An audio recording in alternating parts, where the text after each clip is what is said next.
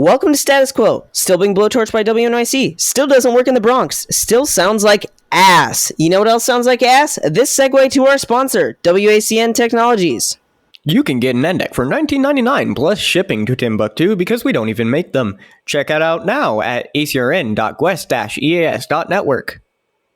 Yeah, and this is the ERN podcast. Welcome to the ERN podcast, everyone. I have finally returned from my grave. And you'll probably be back in it next weekend. I am peak Florida woman. Yep, Though, so yeah, we got quite a jam-packed episode ahead of us here. So DAS deck information finally here. Oh yeah. So yeah, I guess we'll just do like lot. a quick rundown of what we're going to be talking about today. DAS 3, of course. Apple integrating CAP into the iOS 16 weather app, and then we have Marley talking about first-person coverage of the Florida tropical system that went through there. Yeah, that was different, but I'll get to that later. Yeah, so I guess we'll just hop right into the DAS Deck 3 stuff. So I actually emailed DAS, and they said that they were having troubles updating their website. I can't remember specifically what it was, but they missed their deadline of the 1st, which makes sense now to why nothing's on their website. Yeah. But they did send an informational packet time. to ERN, so we have possibly the first download of that packet. Yeah, we're the DAS plug, if you will. Yeah. This episode is not sponsored by Digital Alert Systems. Yeah, all opinions are our own and none of Digital Alert Systems. These are our own opinions. However, we do love Digital Alert Systems. We will say that. But these are our own opinions. Retweets do not equal endorsement. Yep, basically. So yeah, I guess we'll just hop right into what we already knew. So RJ45 connectors for program audio, analog audio input-output, and digital output using Studio Hub standards. And that digital output supports 48 kilohertz. Well, didn't it already do that? Well, I thought the DAS was limited to 32. No, it went up to 48 on AES. Oh, yeah, well, I guess that would make sense. Yeah. They recommended you to limit it to 32 for technical reasons. I mean, it's not like it matters if it's 48 or not on most radio stations, but then again, the most people that are going to be using it anyways are TV stations due to the CGen feature. Isn't OTA bandwidth around 32 anyway? Yep, it's exactly 32 because you've got 15 on either sides of the beginning, and then you've got the stereo pilot, and then you have the stereo, which is the 32 as well, I believe. Mm-hmm. So yeah, TV can go up real high. Yeah. Oh yeah. So the next thing we know is HDMI with alert audio output, which we already We'll get more into that later. So the modular ability of it, EX models of it, the new front panel with the front panel controls, the 3 lights, and then 64-bit system OS. So I guess and now do we know anything about the resolution of that HDMI? So we'll actually get to that in a moment. But so first, let's just Spoilers. go through what. Yeah, exactly. So we'll get into what's new, what we have, or updated info, and what we have. So it looks like the expansion ports on the EX, one of them is reserved for the audio card. You can't use it for anything else from what I'm seeing. I thought that was an interesting... Go into more detail about that.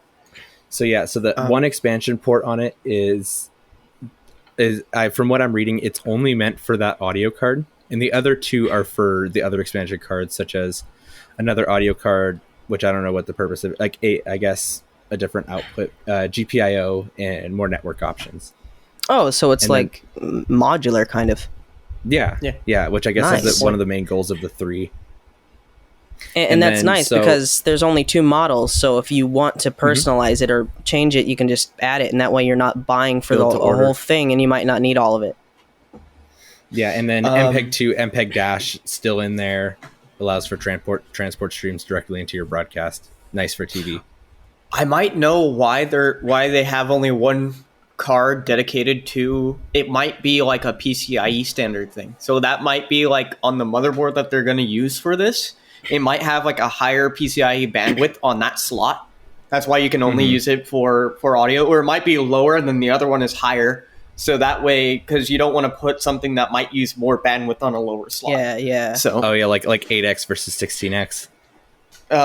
not even that. Just how many PCI lanes go That's to right, go yeah. to that slot. So I mean, that because might do all it. in all, the DASDEC really is just a low-grade computer. And I'm saying low-grade because the DASDEC doesn't need too much processing unless they've done some hunky processing thing that I don't know about. But we will learn that in time.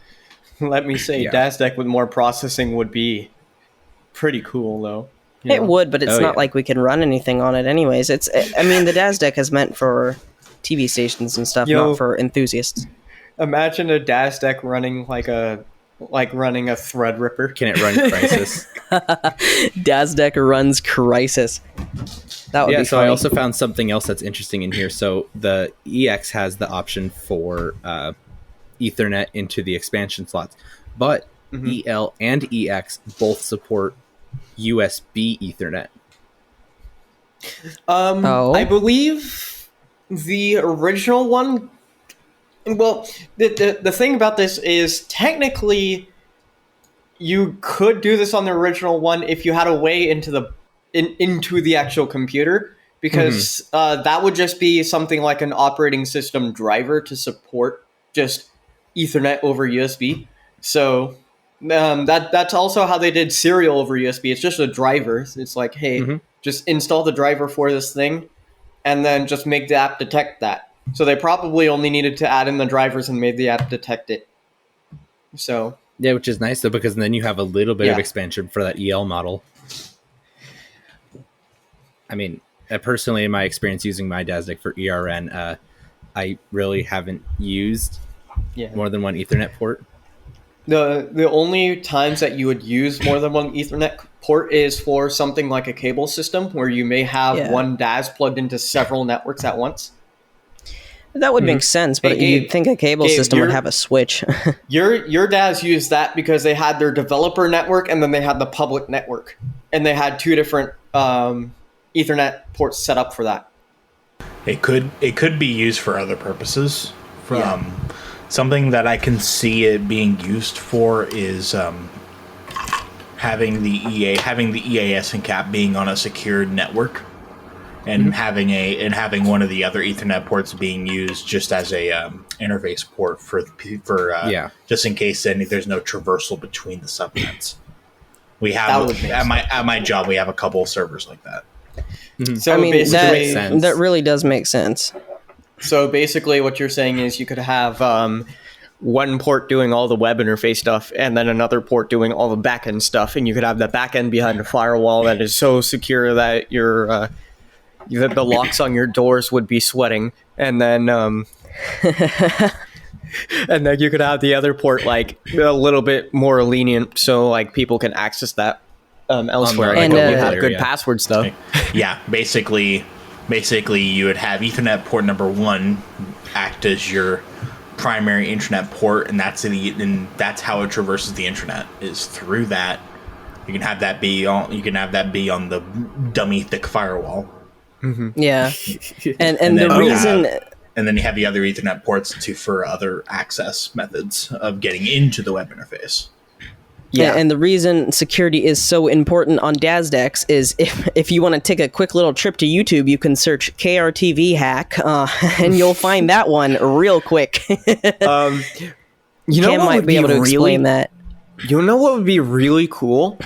I don't know if you can do this. You might be able to, and I just haven't looked into it. Imagine having a VPN built into the DASDEC, so you could specify IPs to allow through to that, so you don't necessarily need to port forward anything. Oh well, you can just do that So- through a lot of switches and So stuff. if you had access to the command line, I'm sure you could do that. Oh Yeah. yeah, The If other, you- or something else that you can do is you can have the DASDEC on like an SD-WAN of some kind. yeah. So say the DASDEC's on the transmitter side, you could hook up to an SD-WAN device that connects over to this main studio, and have Don't that a lot be it. of What's up? transmitter site? Don't a lot of transmitter sites, like instead of having a direct? I mean, I'm sure they have a direct connection to the internet, but don't a lot of sites control their index via the actual STL with the additional bandwidth that the studio transmitter link has? Like, because isn't it just like an IP based system sort of thing? Like, couldn't Depends you do on that? the STL because you have because you can have just STLs can literally be anything. It really just It could be analog. Could be an analog STL. If that's the case, then they're certainly not doing it over the STL. Oh line. no, of course not. they're sitting here sending SSTV to control their DAS deck. As hilarious as that might be. Yeah, that's not how that works. I mean, they're sitting here putting in punch cards to their RIDI machine, sitting here controlling their DAS deck. That would be really funny. But hey, Gabe. Yeah. You know what would be really cool? What we can experiment with your DAS deck? So I have seen YouTube videos of people using APRS to do like internet stuff, like SSH over APRS. DAS deck control over I've APRS? seen stuff like that. I think I saw a video by Signals Everywhere where they used AFSK to do Telnet, because you can't actually, if you have a ham license, you can't use SSH because it's encrypted. And you can't do anything encrypted on ham, so you have to use Telnet because it's unencrypted. But this is totally a tangent, but I will just simply say that it is possible to do Telnet via APRS or AX25 packets. But anyways, this is totally a tangent. But here's one thing that I just thought about. You could theoretically go to the DAS web interface that way. It would take forever because APRS's max bandwidth is like 1.2K. Yeah, have fun with that one. Like, literally, a 56K modem is 56 times faster. Yeah, But exactly. It would be like the Missoula RMT. Yeah. Or you could just call it South Carolina and how delayed their monthlies are, but we don't talk about that. Well, Missoula's probably spending all their time putting the DC code in. Possible. I mean, New York isn't much better. Lawson can say that for sure. Whoa. Yeah, Whoa is that's all true. of their problems. Yeah, that and WNYC. Yeah. Their So I guess whole we could system move is a on. little messed up. Yeah, I guess we could move on to the next topic, which is back to what we were saying earlier, the video output. So there's two different video outputs on the DAS. So you can output via VGA or HDMI. And the VGA supports up to 1920 by 1200 at 60 hertz, which is what standard 60 for FPS. Is that 4:3? I don't know what aspect ratio that is.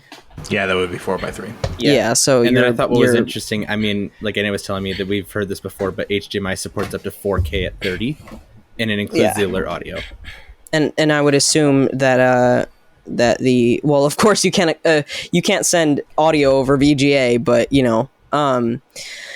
it is nice that it's put directly into HDMI, so you really only have to run one cable, which is nice. And I can't say for sure, but I'd assume that the HDMI would support 10K at 10K no 1080p at 60 hertz, or maybe even 120, but I highly doubt anyone's running a television station at 120. You're gaming with a DAS deck. Isn't 4K 30 like HDMI 2.0 standard? That's what I was thinking. No, that's 2.1 or 1.4. something. Oh, that's 1.4, really? HDMI Yeah. 4 point, or not HDMI 4 point, 1.4 does 4K at 30, 2.0 does 4K at 60 with HDR. Okay. Yeah. But DAS deck scroll screen in HDR. if you In 8K. if you know what standard it is, you can just look at the standard to see what it could do at 1080. That is if they allow you to change the resolution. Because Well, the it thing is, though, may if just it be can- locked at 4K 30.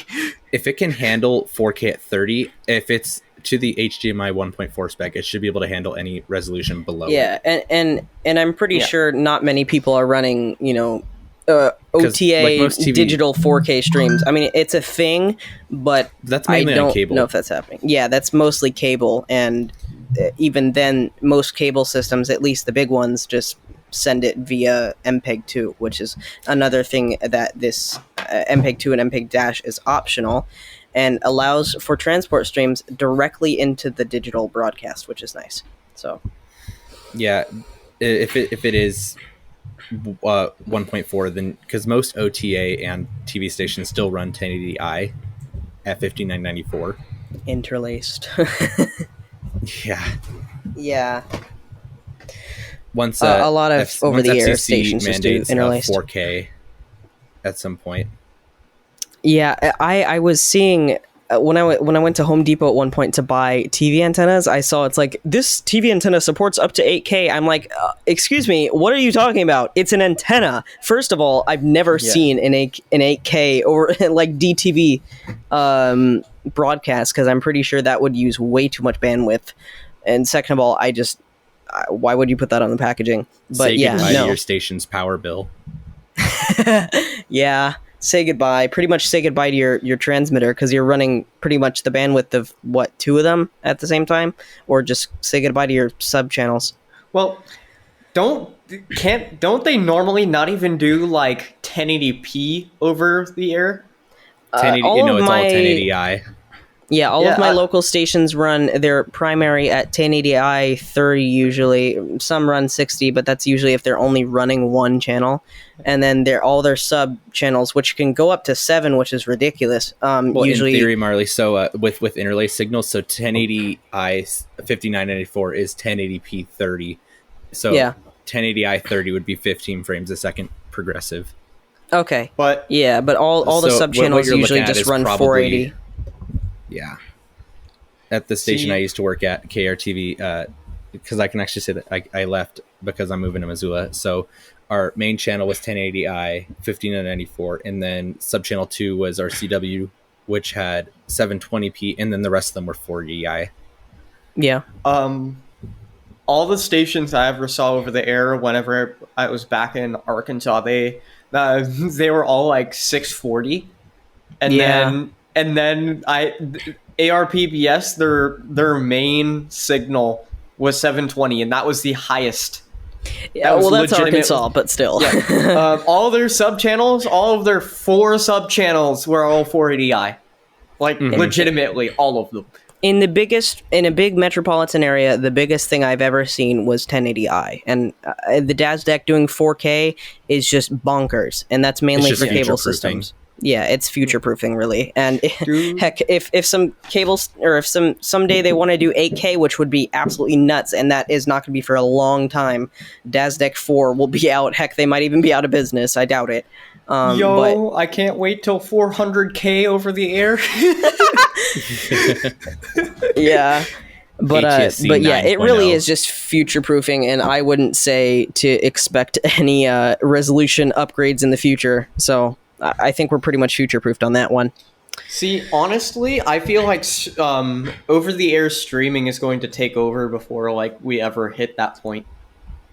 Yeah. So definitely. Hell, most 4K TVs nowadays don't even come with the tuners. Yeah. That's true, yeah. I find it funny that the ones that do still support analog television, which is hilarious. But, yeah. We have one Franken FM station over here, which, if you didn't know, basically is just an old TV station that has their video turned off, but has their analog audio still on. Somehow it's still allowed, but you can pick that up on my TV on channel 6, just audio, but it's hilarious that it works. Anyways, go ahead, Cameron. So the video output, of course, just like the DAS2 and 1 nets, it requires an output license key. And so with HDMI, DAS says that could be used for digital signage. I'd like to see how that's integrated in the field. That's pretty cool, actually. DAS kind of moving out into newer territories, which is nice. Yeah, digital signage. That's like, you're thinking like outdoor. Yeah. Like, I don't know how that would work, but that would be cool. A DASDEC on a road sign. That would be hilarious. Like I'd love to see that. It's just a DASDEC. So up here in the Seattle area, if you're going on Interstate 5 north into Seattle, a good portion of that from just north of I-405 down to basically downtown Seattle, is variable speeds, and they have every quarter of a mile they have for each lane variable speeds, and then as well as advisories. I like the signs. Just drives up, fucking Daz. Yeah, that Just would be you see the hilarious. Daz An deck emergency is action like, notification. Stop your vehicles now. The speed limit Stop has your been vehicles. reduced Pull to us- 0. you're about to get vaporized. Sorry, drivers, not to freak you out, but this is a test of the emergency alert system. That would be funny. Bird. So yeah, moving on to the next thing here. So the analog and digital audio outputs have fail-safe bypass relays on this generation. So that just what that'll means do is it just it'll prevent relays. off-air issues if there's a power failure. How do you do a bypass on digital with a relay? How does that work? Don't you need the power relay to do would digital? close it. The relay would open or close itself before it loses power. I guess that would make sense. Yeah. Or it's just It'll open when there's restore it to power. the way it was before. Yeah. Oh, you said on digital? Yeah, I don't know Digital how you and do a analog. digital. Yeah, but Okay, I don't know how you like- do a digital fail-safe. The digital output, not the digital. It's So, not like a digital relay. Marley, think of it as the exact same way that the Sage does it. You have a relay that has either program audio Yeah. or NDEC audio, and it literally hardware switches between that. Yeah. Whenever it comes to digital, you want to bring in that digital audio, but then bring it out. But you can put that on a switch. So one switch brings it into the DAS and then sends it out through the DAS. So it goes into the DAS. DAS does whatever it's doing. So I to guess it, if there's then no- goes out. But hold on. But sorry, my alarms are going. We have a phone ringing. But the other way you can do it is, let's say the DAS shuts off for whatever reason. You could have that hardware relay that whenever you turn on the DAS, it closes so that it's routing through the DAS. Yeah. But whenever the DAS shuts off, that relay de-energizes, switches it. So now that digital going through the chain DAS, yeah. just goes straight through that It's a relay, and it bypass. never, yeah, it's so a it bypass. just acts like a pass-through whenever there's no power applied to it. That makes sense now. I understand that. Same exact concept on the Sage. If you take the Sage and you literally just shut off the power, you'll hear your program audio. Like, even if the Sage is in the middle of sending something, you'll hear it cut off and your station audio will come back in and continue playing, because that's how they do that switching. So it's the same exact concept, but just on the digital signal. On the topic of licensing, both the EL and EX models have radio licenses, and in quotes, bruh, Yeah. or in parentheses, bruh. I don't. Yeah. That's a little weird. The thing I think is Bruh. cool though, like I put in the rundown though, is those can be activated in the field, so you don't need a factory retrofit. That's kind of nice, though. I Yeah. How Which does is that kinda, work? You It's just also kind of dumb though, because that means all your equipment's already installed. Yeah. yeah. You bought the equipment, but you need to pay money to use it. And Here's a I monthly honestly- fee to keep your station FCC compliant. It's not monthly, but that would be funny. Yeah, Oh, if 'cause it I was saw, monthly, I would be angry. Yeah. Daz isn't like that, though. Yeah, because I was Yeah. looking at it. So the EL license is for 2 radios, and the EX is for 3, Okay. which would make sense. Yeah. Hello. Sorry. We had a But I falling guess thing. moving on. Yeah, I guess moving on to the next thing. So the front panel. I'm sure this is something that we're all really interested in. So DAS confirms that the panel will provide activation, config, and control features in the future. And I put in parentheses in this V5. I wonder if that's something to do with maybe the DAS 3 will release with 4.4. Yeah. Oh, okay. And then if within the V5, then those features might come in. But I'm interested Okay. to see if it has front panel origination That would be nice. That would be nice because in the other event than just that weekly test. Yeah, I mean, you do it have would be more nice than because one in the button event this that your time. network goes out or something and you still want to be able to send something, you could do it through the front panel. Well, But I doubt that in would happen. theory, you shouldn't need to send anything unless you, like, for any reason whatsoever, unless you're, like, Testing PEP. maybe. Yeah, or unless you're PEP or- PEP.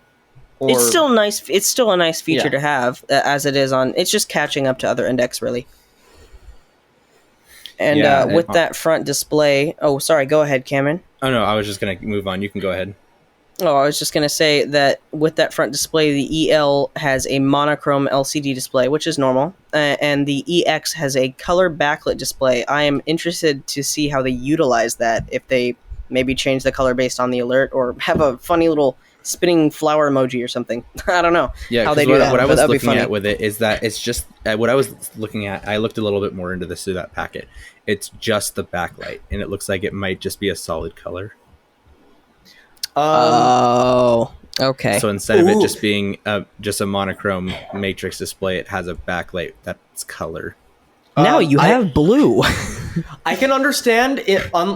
If it's one color for the entire thing, that would make sense because you could have like normal status and be like green, or normal status it could be like white. By turning on all the LEDs, you can make white using multiple LEDs. Yeah, right? yeah. So normal status is just white. You're receiving a test alert, screen goes green.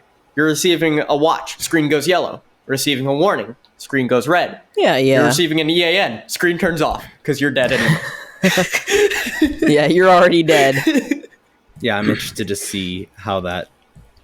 I mean, yeah. You're on this- interested to more on see what when I was that gonna say happens. later. Yeah, I got something to mention at the end of the episode, but we'll wait for that here. So Yeah. the next thing that I think is cool is ATSC 3.0 Next Gen TV is in this unit, and it has So again, this- future proofing. yeah, and it has advanced emergency information. Ooh. So It sounds like elaborate. it's just it sounds like it might just be part of like an MPEG stream, but So, like, it's a meta? unique way for it's a unique way for broadcasters to show information to viewers without interrupting their broadcast. All right. That seems like a cheap way out of EAS, but also, I don't know. Well, like what they said in it, it doesn't replace EAS. Rather, it just changes the delivery of the alert to viewers. So how do you not? Okay, so what I'm confused about is if you're changing the delivery, how do you? Because obviously you have to relay the EAS over the main channel, but how do you not interrupt the content if there's already EAS going over the main channel? A separate audio stream. Well, that would make sense now, wouldn't it? Yeah. Yeah, I mean, I'm interested to I- see how ATSC just gets integrated in general. Okay. If it's a separate audio stream, wouldn't that technically violate FCC rules regarding how EAS is designed to be delivered? Yeah. It might be. I'll have to look more into that. Again, Daz has thought about this a lot, so they probably have some way that they're doing It's- it. But So ATSC 3.0, or Next Gen TV as they like to call it, is actually it's at least one of your television stations within your market probably is already broadcasting in ATSC 3.0, and you just don't know it. yeah, So my thing is just like, okay, you got it's compatible with ATSC 3.0. As far as I know, the DAS 2 is also compatible with ATSC 3.0 because the CGen that you were using alongside the DAS, because last time I checked, most television stations that use DAS decks don't use the inbuilt CGen. They use an external. yeah. And I can say that for pretty much every single TV station in my local area.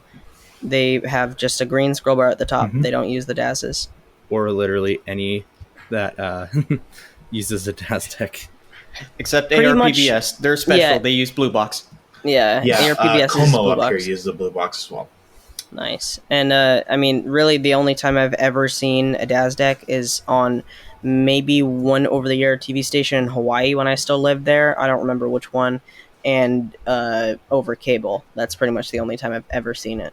So Yeah. I could see how if they added the that icon system to the icon system that they were VIDS. showing off of.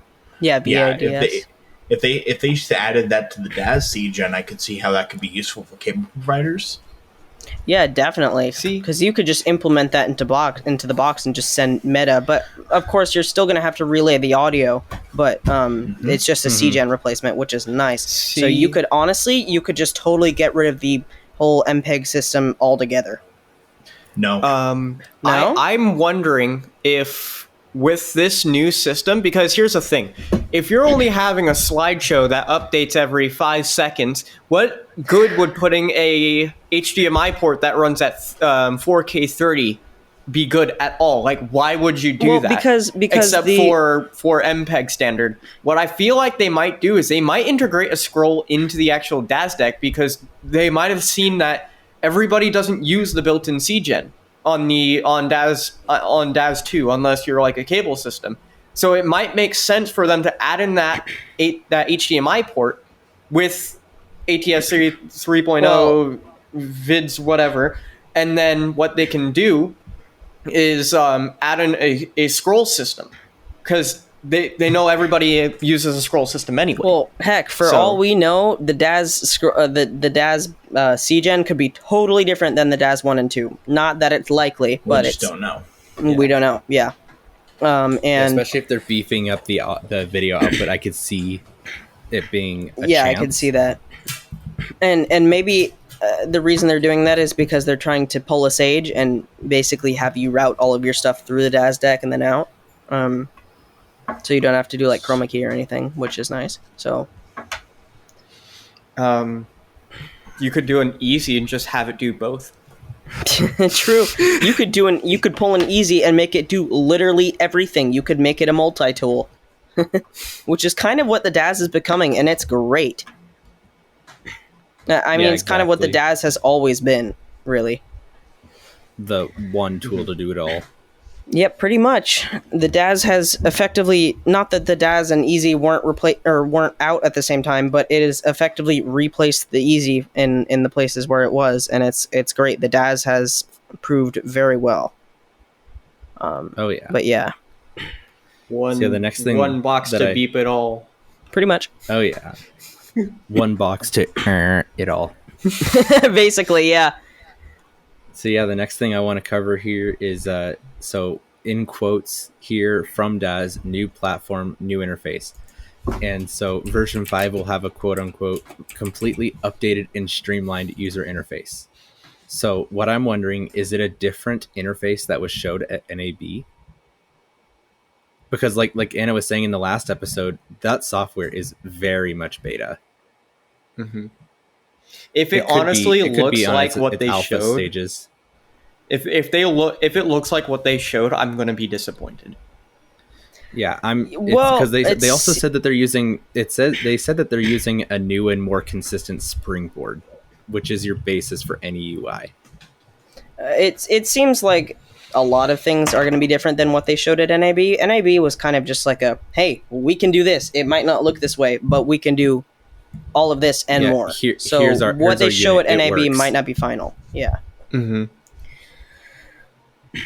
Yeah, because they also said that it like Anna was saying, I don't remember exactly what episode of our podcast it was, but so it would be new and updated, but also similar for the veterans. Yeah. Yeah, because a lot of people like their. I can't think right now. Sorry. A lot of people like how the DAS deck is, and the DAS deck 3 really is just an upgrade. I can't speak. The DAS deck 3 is really just an upgrade to the DAS deck 2 and more. And by upgrading, you get a lot of the new features and hopefully keep some of the old stuff. And a lot of people don't really want to just change everything, but they want to have the newest and latest stuff. So, I'm interested to see. I honestly would not be surprised in the slightest if there was a new user interface than what they showed. Mm-hmm. But at the same time, though, I could see it being the same. I just hope they don't make it like a lot of new modern web designs are, because a lot of it is very hard to navigate. A lot of new stuff is, but I hope, again, I hope it's not like the low old Windows. What the heck am I thinking? HTML 1.0 type or Web 1.0 type of standard. I hope they up it a little bit. Though, with the user interface right now, it already is hard to navigate. Yeah, it is definitely hard to navigate. But then again, a lot of broadcasters do, in fact, know what they're doing. So, If they made it so, if they completely redid the interface, you run the risk of potentially alienating your existing customers who want to upgrade. yeah, again, Yeah. people just They want to might just upgrade. stick They don't with want the a whole new DAS deck thing. too, because I don't know about you. The DAS, in my opinion, the DAS Deck 3 doesn't really offer much compared to the DAS Deck 2. Yeah. And I don't know about you, but I wouldn't upgrade. I wouldn't upgrade to a completely new unit. I wouldn't upgrade to a completely new unit just because they revamped the interface. I'm not Yeah, buying honestly. a multi-$1,000 box for the UI. Yeah. Unless they they're do really something going to have a selling completely- point. Yeah, unless they really have a selling point that they're just holding back for the full release. I feel like Which is possible, It's not but- a If we have the brochure that they're going to be using to market this thing, they would have said it by now. Yeah. yeah. I mean, it's definitely not a unit that I would just rush off and buy the second it comes out. No, if I definitely was not. yeah, But it is Unless- definitely interesting unless and you showing were- where this could go. I mean, unless you're already in the market for a DAS deck, like Emma. yeah, like Civil Well, or anybody who or any up and coming DAS customer that may be upgrading from their analog encoder. I mean, I could Yeah, see it Emma being an upgrade. desperately needs an upgrade. Desperately. Oh I yeah. could see it being a good upgrade for those who don't already have a DAS. But if you already have a DAS, For those I don't with see the Gorman reason Redlicks. why. Yeah, and For those with Gorman Redlicks, yeah, yeah, basically. I'm wondering to know if do we have any confirmation on if they will or will not stop their manufacturing their staple product, which is the DAS Deck 2, for a while, or do we know if that's happening? We don't know yet, but I'll probably reach out to Daz at some point. My guess is not, because it really is their staple product, and if they just drop support on it completely, I'm sure there'll be a lot of I'm upset sure people. they would That's stop what they did with the production. DAS Deck 1. I'm sure that they would stop production, but I'm assuming since it's still an advanced system, I'm assuming, granted this is just me assuming, I would assume that they would keep support on it for quite a while. Oh yeah, I mean, Because and once they the- might have once the some DAS on Deck 2 the back came burner out- too. Yeah, once the DAS Deck 2 came out, it kind of really outdated the first DAS Deck really fast. Yeah. So Yeah. I could see like what Gabe was saying where they dropped support really quick. Which would make sense. Yeah, it would make sense. So yeah, I guess we can move on to the next topic entirely. So no more DAS stuff. We'll if we hear anything, we'll bring it to the ERN podcast. If you're liking what you're hearing so far, you can hit that subscribe button. We'll be here if anything comes out. Yep. But, Yeah. And so other we'll than move- Daz, we will be the first ones to tell you. Hopefully. Hopefully, theoretically. So yeah, our next topic here is so Marley, you were in a tropical. It wasn't a tropical. It was. storm It when was. hit By you, the was time it was over me, it was a tropical depression, but they just named it Tropical Storm Alex. So yeah, you want to give us some info about what the impact was down there? Yeah, so in my location, really all I got in my house, which is in, a little bit more suburban Fort Lauderdale area, all I got was like very heavy rains. That was kind of it. But at the park, if you drive a mile down the road, there was extensive flooding. Like, I mean, you could put a kayak in some of the places of that park. It was nuts. Wow. And Miami, I don't even want to talk about that. Well, I do, because I'm obviously going to talk about it. But Miami was ridiculous. There are videos of people driving like Corvettes and turning them into submarines. Like the water went over the roof of the car. Don't know how they got it through, but they did.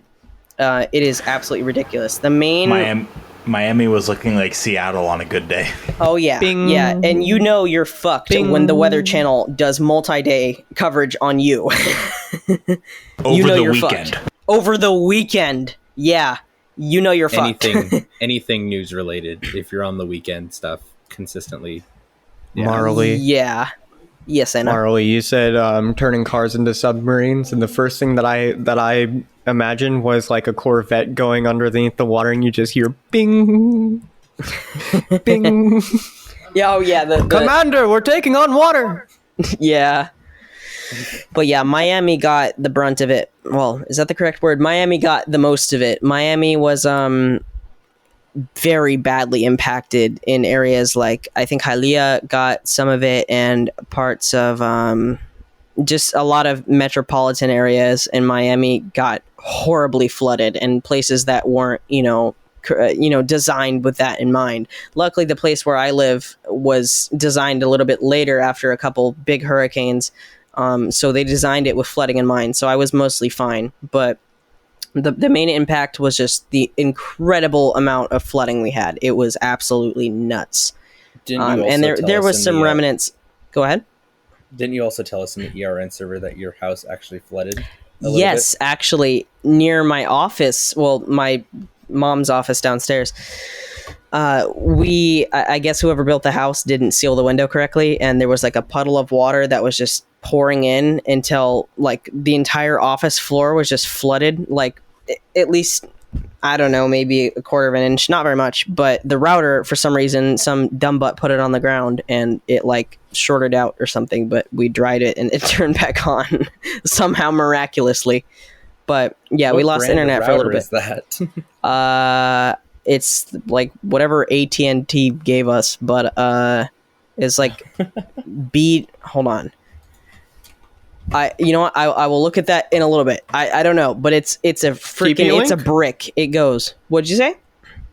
Is it TP-Link? No, it's not TP-Link. Hold on. I'm just out of curiosity. It's a what? Whoa, Gabe went into the Gabe became Jesus there for a second. Yeah, Hello? Gabe went. Hello. Whoa. Gabe went into the Gabe fell down the well again. 911D. Gabe fell down the well again. Hello. What the Somebody heck, dude? grab the rescue team. Gabe fell down the well again. We gotta fish him out. Oh my gosh, Gabe is. It doesn't actually say on the homepage. Oh no! What? Anyways, Razor that's what I was Stream saying. makes Isn't it it free just wall. the stock AT&T router? I just found out it's manufactured by Humax, Humax, and the model number is the BGW 320-500. Now we're on the router podcast. I don't know why, but we It are. translates to garbage. Garbage, pretty much. Garbage. I mean, it works. It works. Absolute fucking trash. Pretty much. Hey Gabe, you forgot to bleep that. How dare? Oh, yeah. Absolute trash. There we go. It would be awesome if it reverbed the bleep too. Oh, that would be awesome. You should add that in post. Anyway, Yeah, but Cam. other than flooding, there wasn't a whole lot, at least in my area. But yeah, it Which was is good. we just threw down a couple towels and it was fine. But if this is the start of hurricane season, I don't want to know what actual hurricane season is going to be like. Because, I mean, this was bad for just being a tropical depression. And a small one at that. So, anyways. Yeah. As somebody who lived in Florida during some of the major hurricanes that hit, you ain't seen nothing yet. No. No. It You was ain't the seen- first weekend of hurricane season when Invest 91L started developing. So, Yeah. or now Tropical Storm Alex. Yeah. So, And there's Prepare remnants yourself. of it. There were in Milburn's coverage area. There were a couple tornadoes the other day, and we actually You got ain't rained out of a seen nothing concert. yet? But yeah, no, I have definitely not seen anything yet. But yeah, that's kind of all I have to say on the Florida storm. But trust me, I'll have more because it's Florida, and we already know. The only thing I need to say is the storm I remember vividly was Katrina. Oof. I'm sure a I lot was of people living down remember south that. at that time. Yeah, That's a story for another time, though. yeah. Oh yeah. Cam, Katrina you want is to? just a whole episode on its own. Oh no, it Speaking- really is. Speaking Yeah. of weather stuff, We can hey do. Cam, I can do a history of. I can do like a history of Katrina or something. Yeah, speaking of that would be awesome. Speaking of weather stuff, Cam, you want to introduce the next topic? I think I'll let Anna do it because I think she was going to. Yeah, you want to? No. I was going to do the exact same thing that you just did. Oh, my bad. Because here's the thing: Cam's the only one who can really look into this deeper on the phone side because he's actually got an iPhone. I don't. Oh yeah. Yeah, so the next topic here, so WWDC. We mentioned it briefly in the last episode, I believe. But so iOS 16 released, macOS Ventura, stuff like that. And so I have Apple developer access. So I installed iOS 16 on my iPhone 13. And I went into the weather app and I found something interesting. It looks like Apple might be integrating NWS Cap into the stock weather app. Yeah, some of the pictures you sent looked very cap formatted. Like very cap formatted. Yeah, like there was like on my Missoula weather, it showed a hydrologic outlook. I was like, thanks, Apple, but I wonder what level API they're pulling, because was it relatively fast from issuance? it looked like it was pretty fast. It was an Apple hosted link though. Let me see if I can find a picture. Well, I mean the that back sent end. you guys. I wonder if they're just pulling NWS chat. That would be hilarious. I wonder if they're Or doing that. NWS Honestly. Cap. Yeah, the API, but NWS chat would be faster, of course. They might actually be pulling NWS chat because NWS chat, their APIs are sent in cap. No, Yeah. as somebody who had access to it, it's all in cap in the back end. So here's the thing. If they're pulling from that, it'll be much more real time than any of NWS's actual cap servers because NWS's actual cap servers, they're actually pretty slow, coming up to 7 to 10 minutes. I'd like to call you out on that because the other day you told me. So I told you that I actually had to delay my NWS cap puller by 7 minutes because Miami was sending them out within 2. By the time NWR EOM'd, it was going over cap. So before I had my whole playout system fixed, it was actually sending the cap alert before it, like, and totally negating what it got over NWR. No idea how, but Miami is fast. Like, somehow Miami pushes to the API really fast. So does Melbourne. They might be changing the backend, but it tends to just vary. No, the average is around 7 to 10 minutes late, but still it tends to be more late than you want it to. You want it to be real time as possible. And if there's a tornado warning, you don't want a 7-minute late tornado warning. Well, at that point, it would just be WIA. WIA, of course, yeah. Yeah. But some people have that turned off. John sent a screenshot from his phone because he has developer access as well. So he got a severe thunderstorm watch off of it, and it shows like the date, the description, and then like onset time, urgency, affected area. But it's all very cap formatted. Yeah, honestly, the screenshot he sent from the weather app notifications looks almost like WIA, but it just without the extra text. I think Gabe wants to impart his opinion on this. Yeah, Gabe, do you have any opinions on it? It looks like no weather wire service to me. It does. I've never actually seen NWWS, so NWWS is basically like read-only NWS chat if you use the open interface, but they send cap over satellite.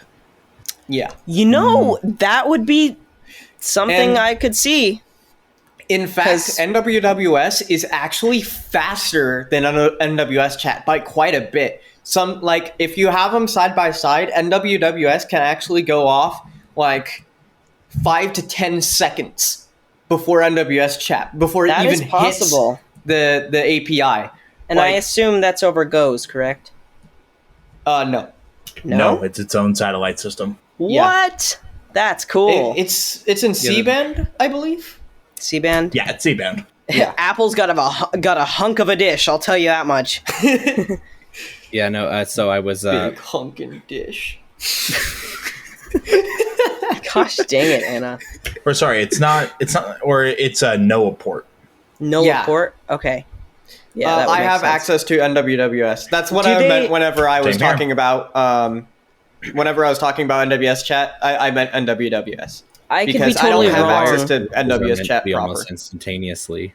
Like I could be when totally was wrong, streaming news, but, I used to use wire services through CBS and stuff like that, and wire services are meant to be instantaneous. Yeah. Yeah. It's essentially their LAN. You're essentially on their LAN whenever That's you crazy. use NOAA port. It's Um, stupid fast. I could be totally wrong, but isn't there a similar sort of a bit slower system hosted from Goes, like read only, of course, because you can't No. upload to Goes? No, there isn't. No. Okay, No, there isn't. never mind then. That would be cool, but I doubt anyone needs that anyways. Yeah, so I But guess this, we could lead into the next part where what could be possible if Apple integrates CAP completely. So what would be cool is adding CAP alerts that are user selectable.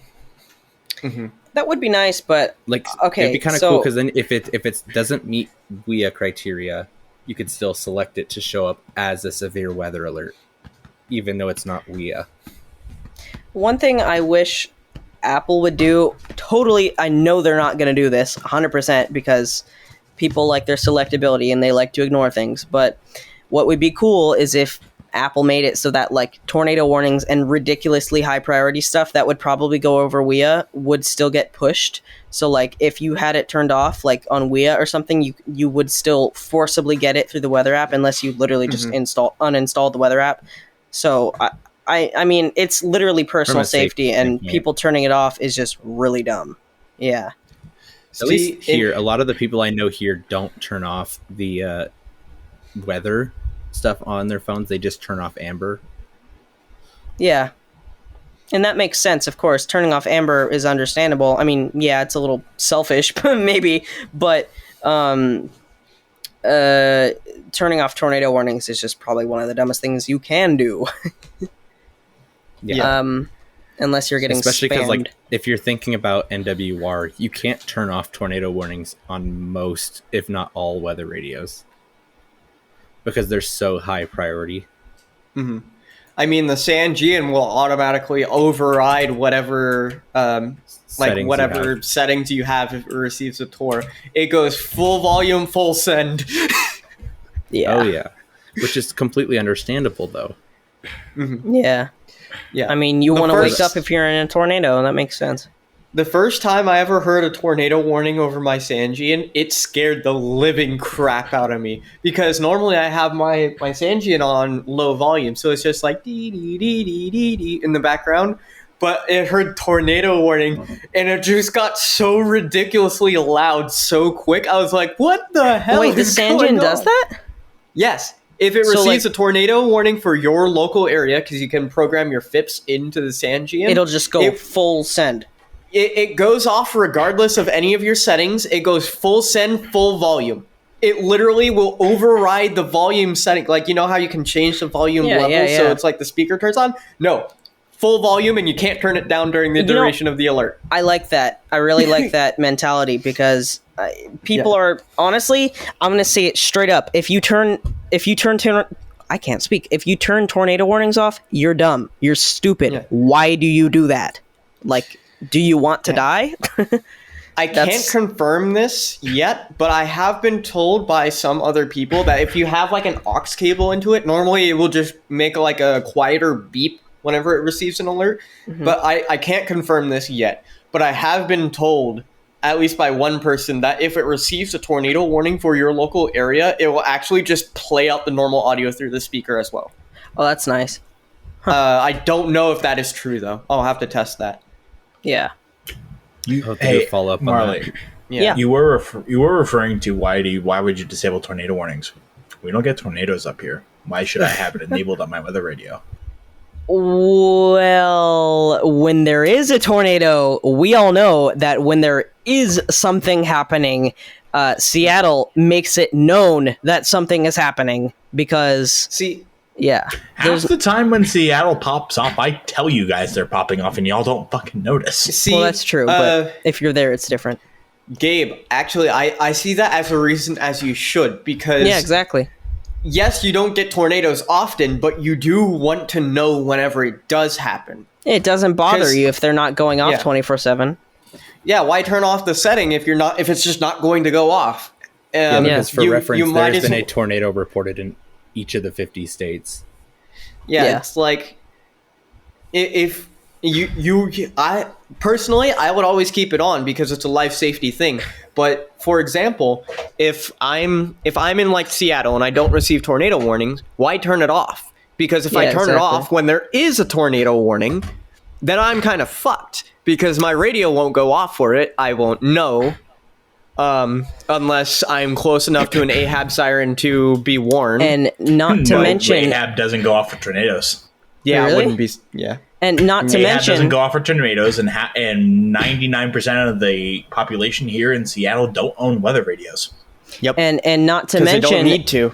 not to mention, as pretty much every single anyone that knows about sirens tells you, even the National Weather Service says this.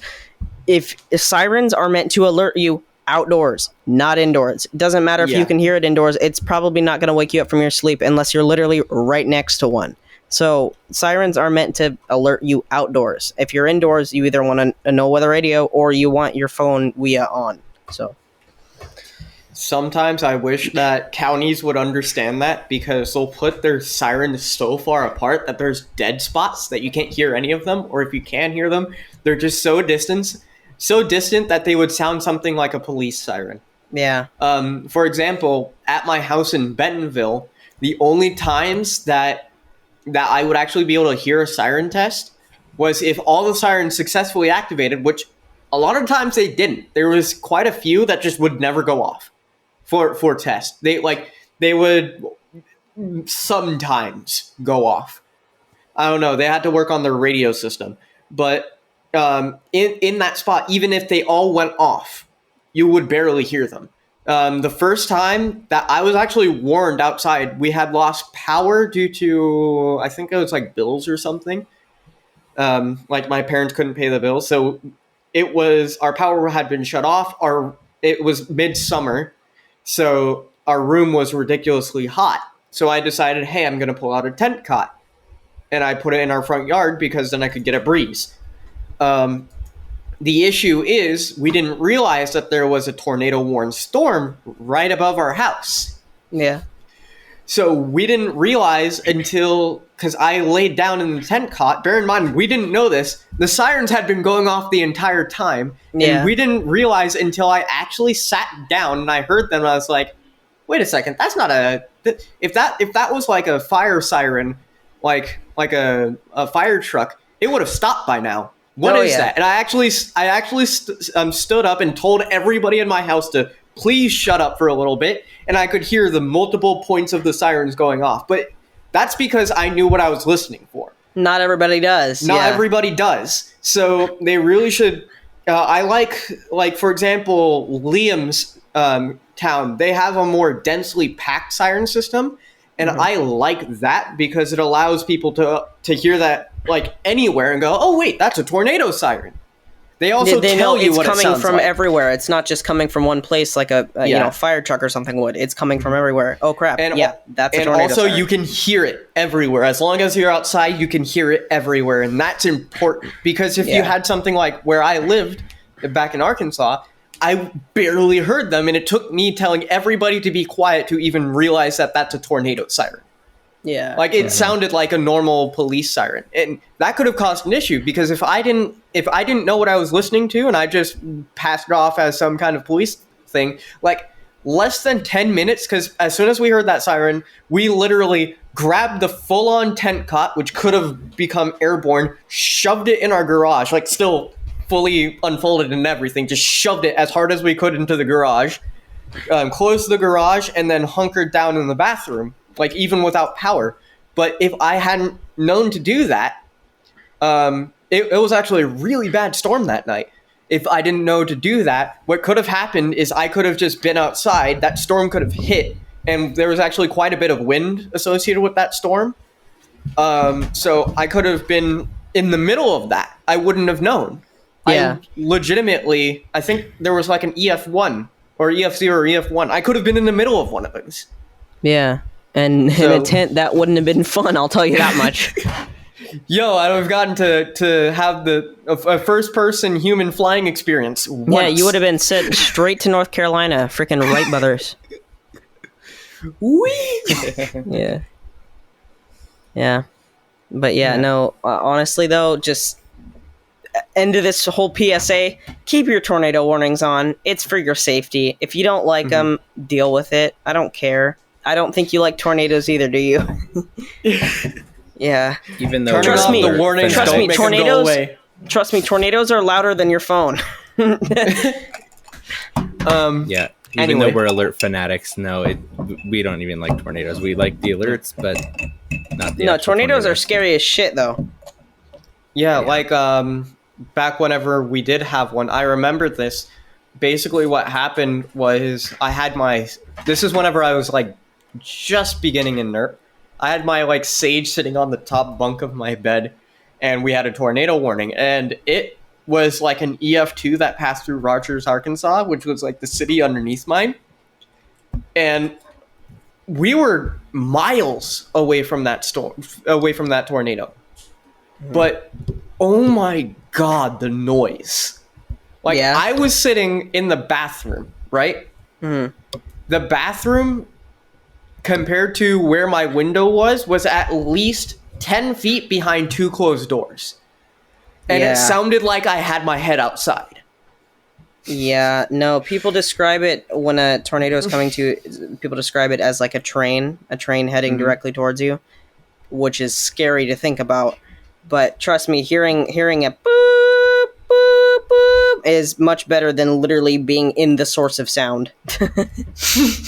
Yeah. Yeah, you don't want to be in a giant rotating, air quotes, terrain. Yeah. Yeah. So yeah, I think it's interesting Apple putting cap into it. I think honestly adding it, there's a lot of possibilities. Oh, Because yeah. cap isn't just limited to weather. No, cap is there. I mean, the biggest Is use for everything. cap really is, yeah. Cap isn't just used for emergency alerts either. It's common. Well, I mean, it is, but it's common alerting protocol. I shouldn't have said that. I meant like ATOM and stuff like that. That's not what we mean. Sorry, I'm getting off topic. But yeah, cap is not just used for weather. IPAWS cap, common alerting protocol, is also weather, but it's non-weather emergency messages as well, NWEM. So I would be interested to see if, even though it's a weather app, if they implement like shelter-in-place warnings or something, or heck, Amber Alerts. But I kind of hope not, because then people are going to want to delete the app. Well, the thing is, though, if they're integrating it into weather, that means you can integrate it system-wide, because it'd be kind of cool if for alerts that aren't WIA, if you could add, like, shelter-in-place through CAP to act like a WIA alert. Well, I mean, if shelter-in-place doesn't go over WIA, I don't know what your county's on, but I want some of it. Hey, Cam. Yeah. Apple NDEC when? Oh, yeah, Apple NDEC. Well, technically, the iPhone WACN NDEC, software NDEC, could be an Apple NDEC.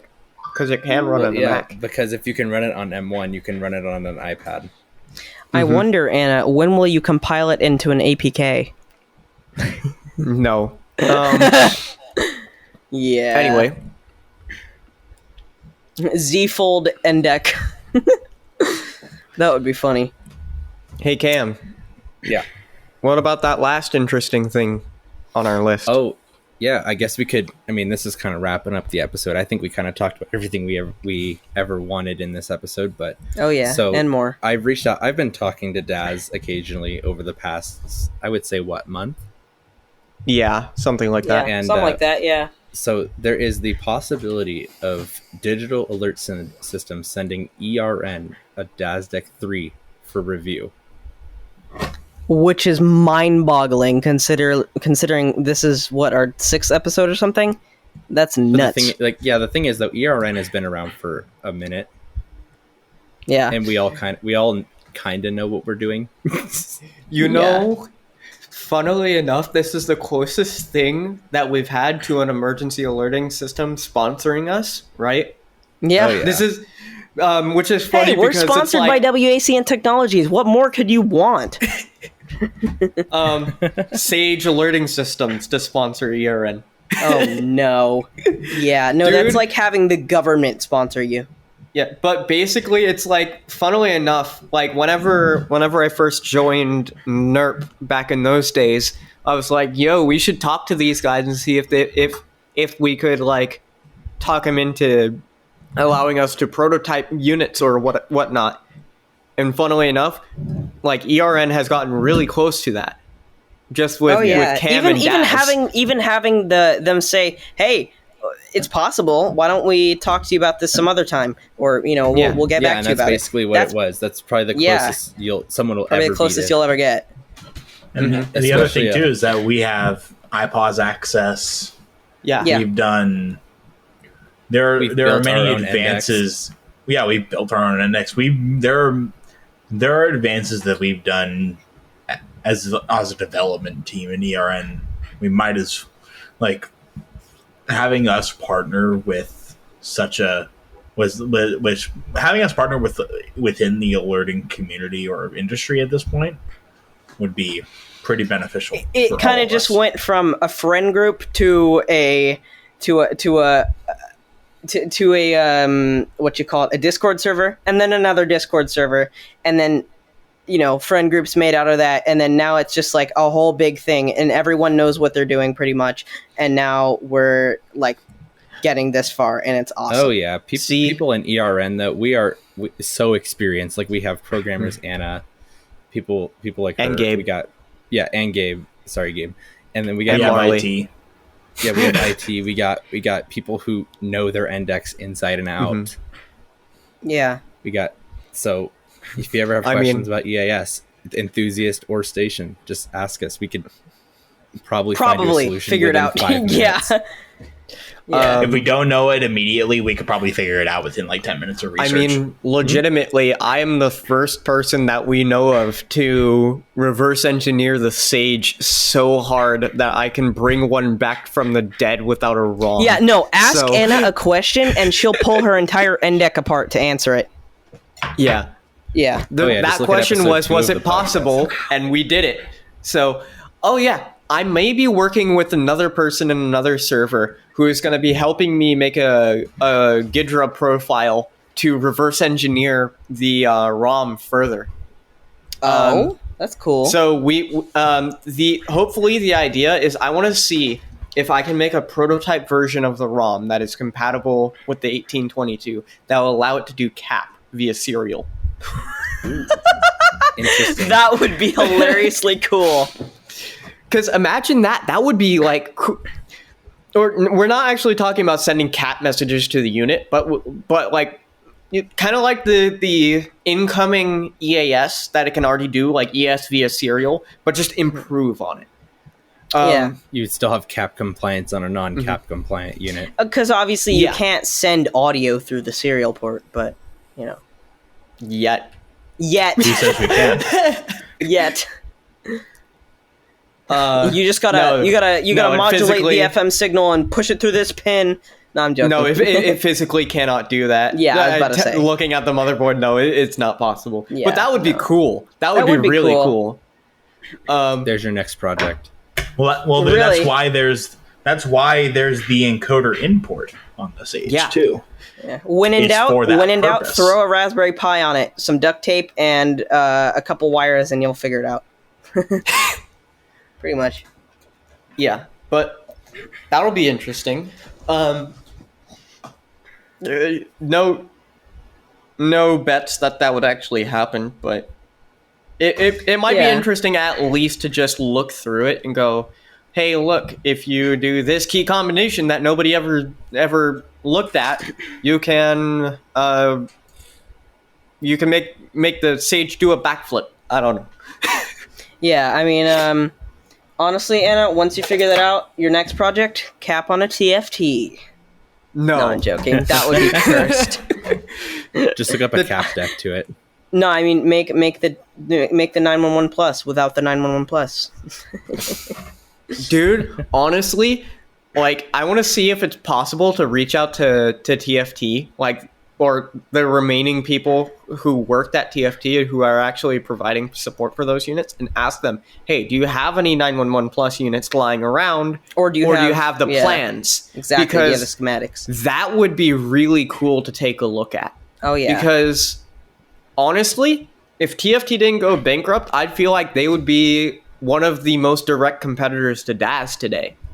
Probably, honestly. If Daz would even have been around. If the no, Daz was around before the 911 Plus, but okay. Fair enough. Because didn't Daz like start like early 2000s? I don't know with the DAS one. Well, you got to remember, Daz was not always called Daz. Yeah, true. Monroe weren't. It wasn't. They weren't always called Monroe. I think they spun off of Hollyann. They started off as Hollyann. Yeah. So what we could tell. Your option is. Your option is in code. So basically, the reason why is like, also, if Trilithic / Viavi didn't make their units the way they did, they would also be closer as a competitor to Daz. But as it is, they didn't go that way, and it caused. I honestly feel like Trilithic / Viavi kind of shot themselves in the foot there. Oh yeah. Because, like talking to people who have easy caps, like JJ, he says that it honestly isn't that great, and the Easy Plus is better than the Easy Cap. So yeah, and wasn't there at some point where, I don't know, I think it was the IPTV, wasn't there at some point where you could use a software to send cap to the IPTV? Yeah. Yeah. In fact, earlier versions of the Easy Cap could send cap messages to Easy Plus, IPTV, and Cast. And the reason why, if they kept that, if they didn't get rid of that, that would have been super efficient. Because here's the thing.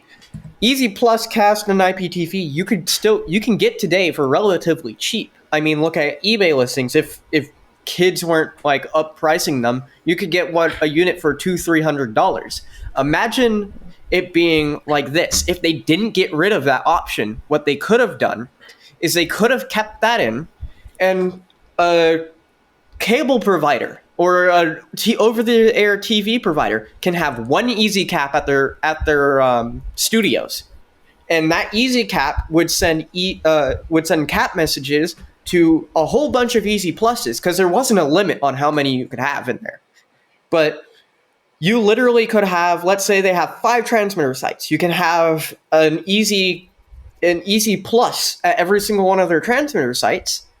And bear in mind, you could actually send like configs back and forth between the units. It was like in the very last version of the Easy Plus, it was like 8.09.02.